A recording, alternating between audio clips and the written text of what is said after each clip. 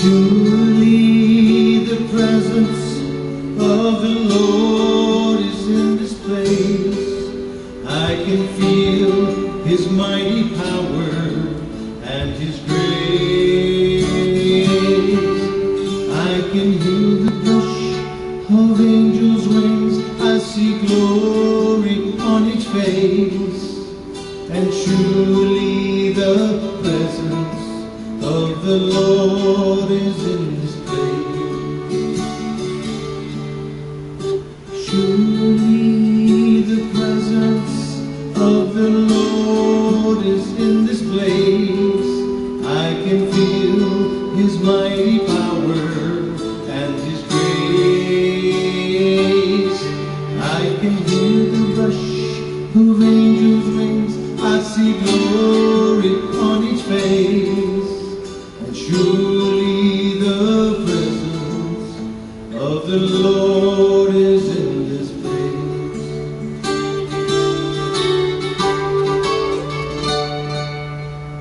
My pleasure today to introduce David Garwood. I was supposed to be the lecture today, but David came into town about a week and a half ago, and Manny and I have both been promoting him ever since. He's a medium from New Zealand. He's got more than 12 years of professional experience spanning more than 3 continents. David began as a natural medium, discovering his gift at age 4. He moved into a professional career with the spiritual sciences in 1998 after his wife made her transition to the other side of life. Since then, he's been moving around the globe, working with very large name people, very large name users here yet while he's here in this little place, but we love him and we really enjoy what he does here. Without further ado, bring up David Garwood.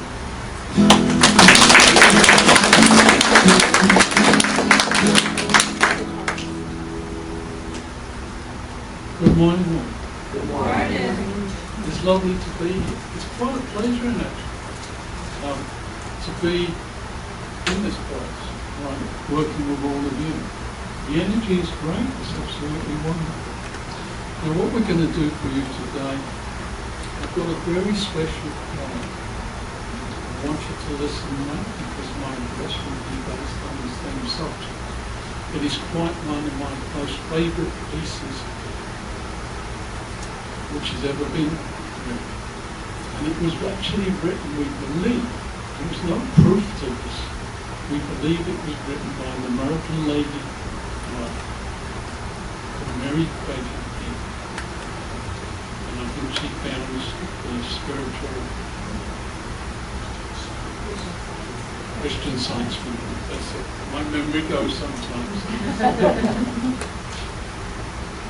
And it's being read by an old friend who I don't really know. I never saw him, but he's a friend to me because I use his work constantly. I know his family. I know his wife died only a few weeks ago. And his name is Ivan James. So, Ivan was a very special person in the UK. I could give you his history, but I won't do that. But Ivan was a very special person, and his son David has said I was allowed to use this. So, okay. Listen to it, please.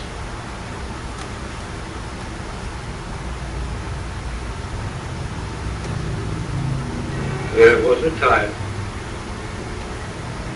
when in my daily prayer I asked for all the things I deemed most fair and necessary to my life. Success, riches of course, and ease and happiness. A host of friends, a home without alloy, a primrose path, happiness and joy. Ambition ruled my way. I longed to do great things that all my little world might view and whisper, wonderful. Oh, patient God, how blind we are, until thy shepherd's rod of tender chastening shall lead us on to better things. Today I have but one petition, Lord. Teach me to love. Indeed, it is my greatest and my only need. Teach me to love not those who first loved me, but all the world, with that rare purity of broad outstretching thought that bears no trace of earthly taint, but holds in its embrace humanity, and seems to see only the good in all, reflected, Lord, from me. Teach me, Father, how to love the most those who stand most in need of love, that host of people who are poor and sick and bad, whose tired faces show their lives are sad, who toil along life's way, footsteps slow, and hearts more heavy than the world can know. People whom others pass discreetly by, and fail to hear the pleading of the cry for help amongst the tumult of the crowd. People whose anguish makes them cold and proud, bitter, resentful, sullen in their grief. I long to bring them comfort and relief, to put my hand in theirs and at their side walk softly on, a faithful, fearless God. O Saviour, thou the Christ, truth, ever near, help me to find those lost ones, doubly dear because they need so much. Help me to seek and find that which they thought was lost, to speak such words of cheer that as we pass along, the wilderness will burst forth into song.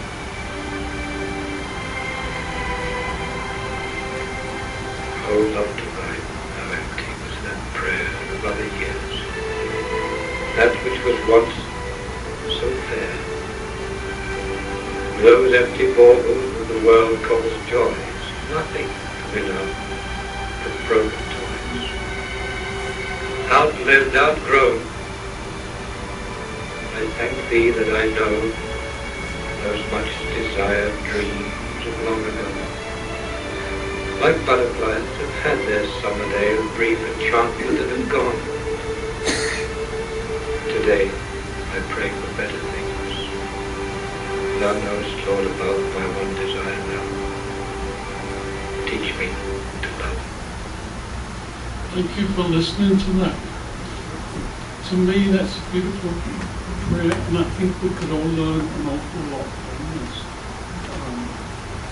What we do with our lives and how we misuse our lives. Love is something very special. We all want to be loved. But how many of us want to give love? You know, we give love freely to our children. We give love freely, right, to our friends, even our neighbours. But it stops all of a sudden. It stops in this very small surrounding which we live in. And the whole world needs love. If there was love around us, right, and we loved one another and started to wonder how the other person felt, what was happening with them, the world would be a lot more peaceful place.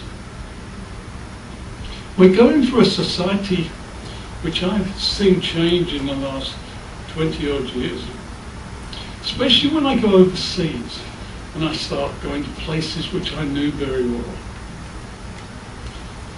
I got on a number 6 bus up where I used to live at Kensal Rise to go in right to the centre of London. And it was very interesting. It was that time of the day when the children, the young children, were out 10 o'clock in the playground, and it was summer. And I watched all the little children running around a school called Lancaster Road School, which my mother used to go in Kensington. There they were running around. And in my mother's day, when I look at the photograph, right, going back something like 60 years ago, every child in the classroom was white. There was no colours. no Indians, no colours at all. But in that playground, there was many, many children, all playing, all different colours, yellow, black, white. All playing friendly, loving one another, right, enjoying their time together. Right. It was absolute harmony going in that playground. A lot better than it was in my days, when we were always fighting. But these kids really were enjoying life. But from a bus, you're only on the top there, you only see a little while and then the bus moves on. But throughout the course of the day, I went to a number of places in the centre of London.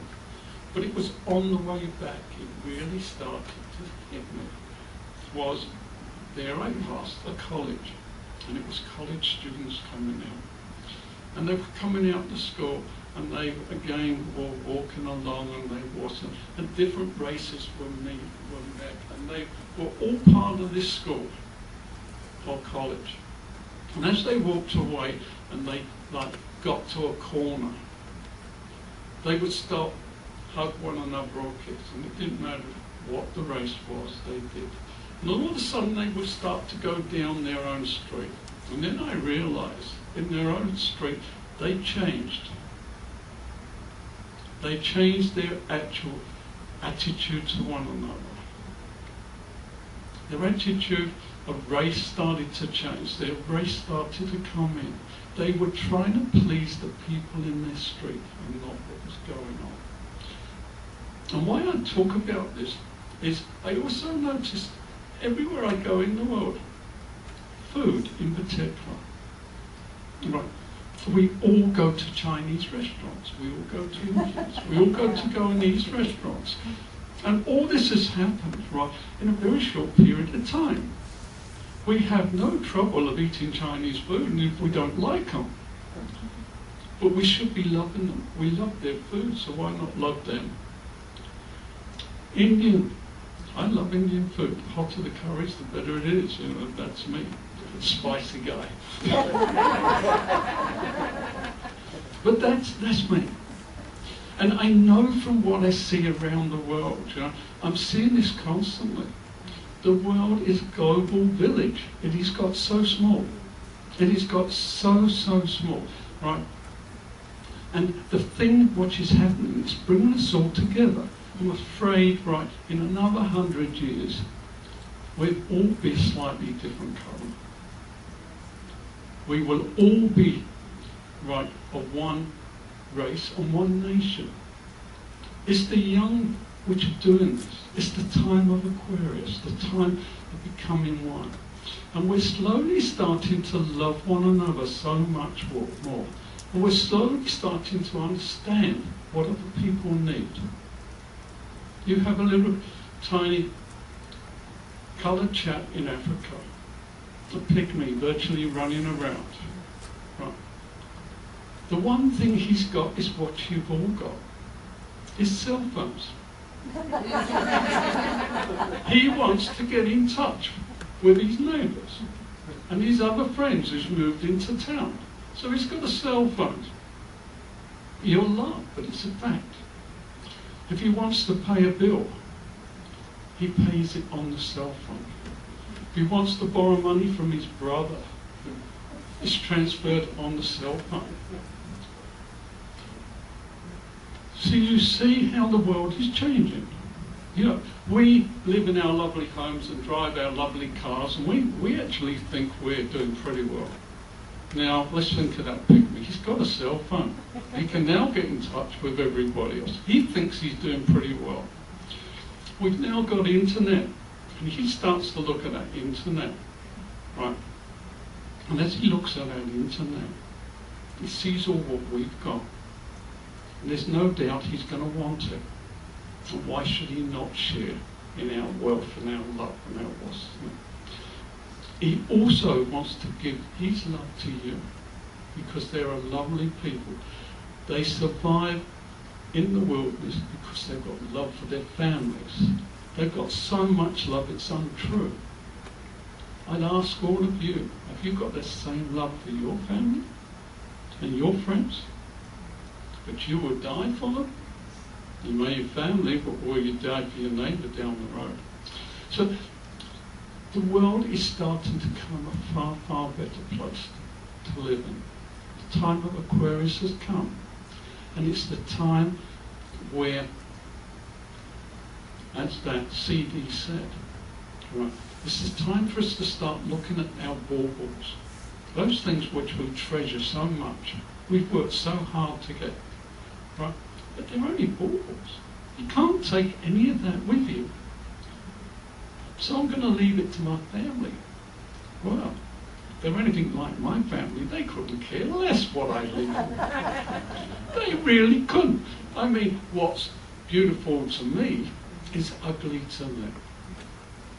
It really is. Oh yes, family heirlooms, they will treasure those because they are a family heirloom. But a particular picture I like, my daughter would hate. And some of the stuff which she loves, I'm not too happy about either. But that's life. But love is such a strong word. It's a perfect word. We must love one another. If we can do that, and it starts, love starts at home. But it even starts before that. The hardest thing in the world for us to do is to love ourselves. I get a lot of people come for readings to me, and as the reading goes on, it is very quick that they do not love themselves. And this is where all our problems come from, is not loving ourselves because of our wants. We want this and we want that. We want this for our family, and our family aren't coming up to the level which we think they should be. We are driving children today, a lot of them, because a lot of them come through me. We're driving a lot of people today to commit suicide because of what they want. And that's not what we want for our children. We want them to enjoy life and to be there. But we're saying, oh, to get a job, you've got to go to university, you've got to get this level, you've got to do this, you've got to do that. And we push them to a state which they can't do. But we're supposed to love them. Is that love? So look at it, is that love? Loving a person is to want what they want for themselves. And we all must love ourselves. As I said, a lot of people come for reading. I finish up saying one thing. He came from the first Dalai Lama. At that particular time, just on 800 years ago, he was being attacked from all angles. His people, from the Indians, from the Huns, everywhere, from the Chinese, from the West. And he was being attacked from all things. And his people were living in pretty bad poverty, which they'd always lived up in the mountains, right? And could survive in the cold and everything else, and up in the Himalayas. But to survive with being attacked regularly, they were pretty depressed. And he said to them, go down by the river and look in the water, and you'll see your reflection. I tell you to go and look in the mirror, but look sideways on in the mirror, don't look direct on, especially in the morning, because when I look in the mirror in the morning, I say, oh, yuck. I really do. I see myself worse, you know.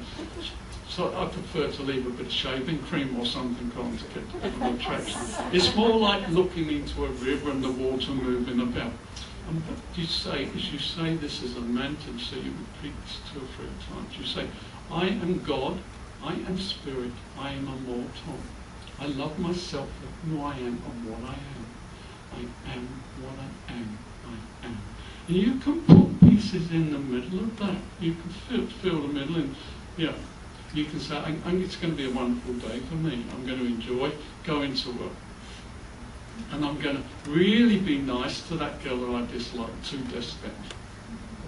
You can say this, but believe what you're saying and repeat it 3 times. And you do this when you first get up in the morning, lunchtime if you can, and before you go to bed.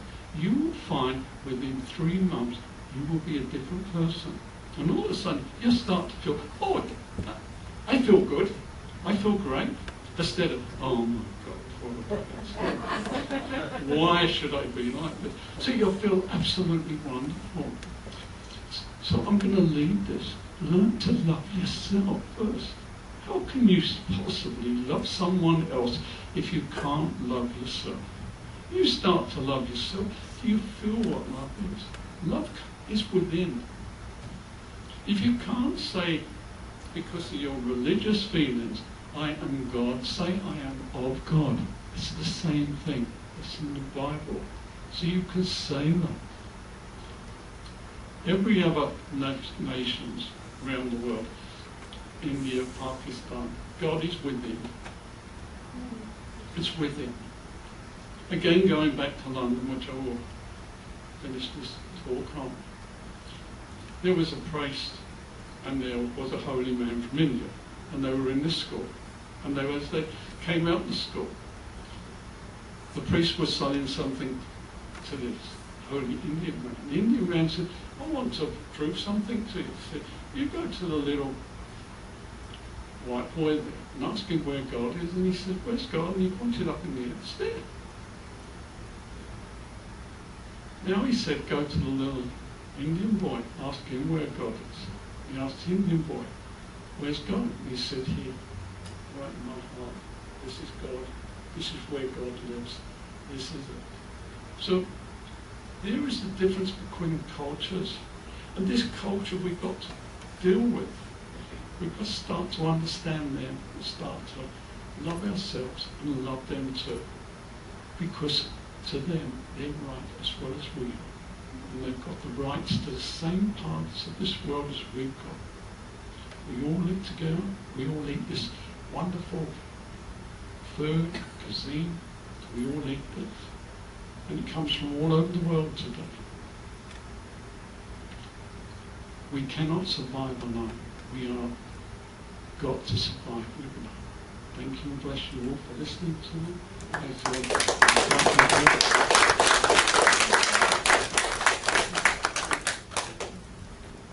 you.